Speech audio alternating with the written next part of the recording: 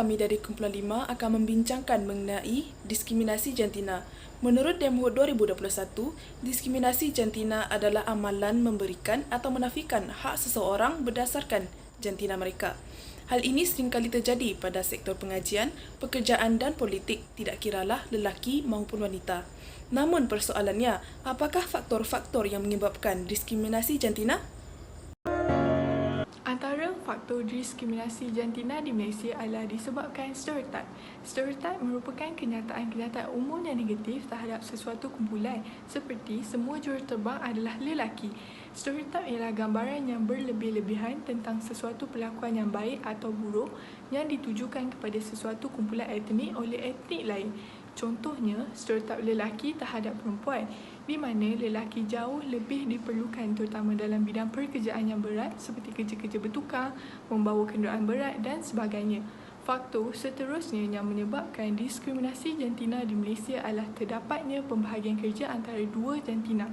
Masyarakat berpendapat bahawa kerja-kerja yang menggunakan tenaga diutamakan kepada lelaki kerana lelaki mempunyai kekuatan fizikal yang diperlukan dan juga kerana lelaki lebih selamat untuk melakukan kerja-kerja tersebut berbanding perempuan. Tambahan pula, pembahagian kerja seperti membawa kenderaan berat terutamanya lori adalah salah satu contoh diskriminasi jantina yang sangat ketara. Boleh dikatakan hampir kesemua pemandu lori adalah terdiri daripada golongan lelaki. Faktor diskriminasi jantina di Malaysia yang seterusnya ialah faktor budaya dan kepercayaan.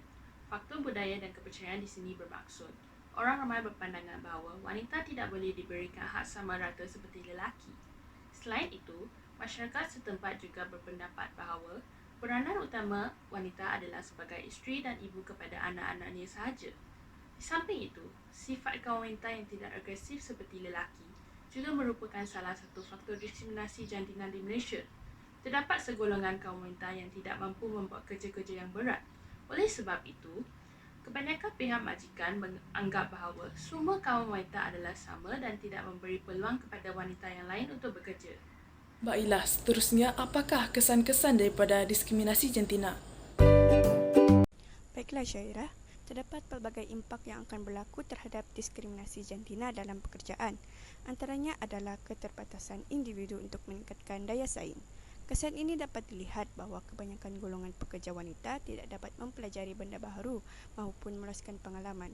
Mereka seringkali diberikan kerja yang berulang, tiada kemahiran dan ditempatkan struktur kerja yang rendah. Hal ini berlaku kerana mentaliti majikan yang masih kurang kepercayaan terhadap kemahiran pekerja wanita. Majikan juga mungkin mengukur kepakaran mereka bergantung pada jantina dan tidak mengindahkan kualiti pekerjanya. Pekerja wanita juga dianggap susah untuk mempunyai konsistensi dalam pekerjaan, terutamanya golongan wanita yang sudah berkahwin. Mereka terpaksa menyeimbangkan bebanan dalam pengurusan rumah dan penjagaan anak. Sudah terang lagi bersuluh bahawa keterbatasan individu untuk meningkatkan daya saing adalah salah satu kesan daripada diskriminasi jantina dalam pekerjaan. Kita teruskan dengan Aisyah. Selain itu, kesan diskriminasi jantina adalah masalah dalam pembangunan ekonomi negara Malaysia. Sebagai contoh mudah, pada masa kini, diskriminasi jantina dalam aktiviti pencarian kerja bagi golongan muda telah membuktikan bahawa jumlah pekerja lelaki adalah lebih tinggi berbanding jumlah pekerja wanita. Hal ini tidak seharusnya diamalkan oleh masyarakat Malaysia kerana kepakaran seseorang itu seharusnya diukur melalui kualiti kerja, bukan pada jantina. Dalam jangka masa yang panjang, ini boleh menyebabkan peningkatan kadar pengangguran akibat diskriminasi jantina dalam pekerjaan sehingga mengakibatkan kelembapan ekonomi dan yang lebih malang lagi, ekonomi negara juga akan terbantu. Besar impak daripada perbuatan diskriminasi jantina. Oleh itu, apakah cara-cara yang boleh kita lakukan untuk atasi perbuatan tersebut? Salah satu cara untuk mengatasi masalah ini adalah kerajaan perlu mengambil tindakan terhadap syarikat-syarikat yang tidak bekerjasama dan tidak menemui 30% kota untuk pekerja wanita dalam lembaga pengarah syarikat awam.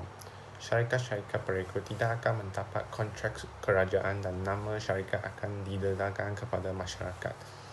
Selain itu, pihak masyarakat juga memainkan peranan yang penting dalam menangani isu ini. Polisi dan dasar diskriminasi hendaklah ditentukan untuk menjamin keselamatan dan kebajikan pekerja. supaya mereka dapat dilindungi apabila menghadapi masalah-masalah diskriminasi. Polisi ini akan merangkumi semua jantina, bangsa dan agama. Selain syarikat, sekolah dan sektor kerajaan juga perlu menyediakan polisi ini. Langkah-langkah untuk melaporkan kes diskriminasi dan tindakan disiplin akan dijelaskan secara terperinci dalam polisi. Terima kasih. Seterusnya, syarikat juga boleh mewajibkan waktu kerja yang lebih fleksibel untuk para wanita yang baru bersalin. Ini memberikan mereka peluang untuk mengejar kerja dan memastikan mereka masih tahu apa yang sedang berlaku di tempat kerja. Bukan itu sahaja, kerajaan juga boleh membuat dasar cuti bersama antara pasangan suami isteri yang baru mendapat anak supaya wanita dapat mencari keseimbangan antara kerja serta menjaga anak. Contohnya seperti negara UK yang memberi 50 minggu cuti bersalin berkongsi antara pasangan suami isteri dan 37 minggu bercuti berbayar antara mereka. Perkara ini bukan sahaja dapat mengurangkan masalah diskriminasi antara wanita, tetapi juga dapat meningkatkan jumlah pekerja wanita dalam sesebuah syarikat. Ada isi-isi yang tadi disampaikan oleh rakan-rakan kita sebentar tadi. Oleh itu, apakah kesimpulan yang boleh kita buat melalui pembincangan kita pada hari ini, Wina? Kesimpulan yang saya dapat simpulkan adalah semua rakyat Malaysia tanpa mengira bangsa dan agama memainkan peranan yang penting dalam menangani isu diskriminasi jantina ini. Penerapan awal tentang sifat adil dan saling hormat menghormati juga penting. Bab kata pepatah, melentur buluh biarlah dari lebungnya. Secara tidak langsung, kita juga dapat melahirkan masyarakat yang lebih bermoral tinggi dan berfalsafah serta ekonomi negara juga dapat kita tingkatkan.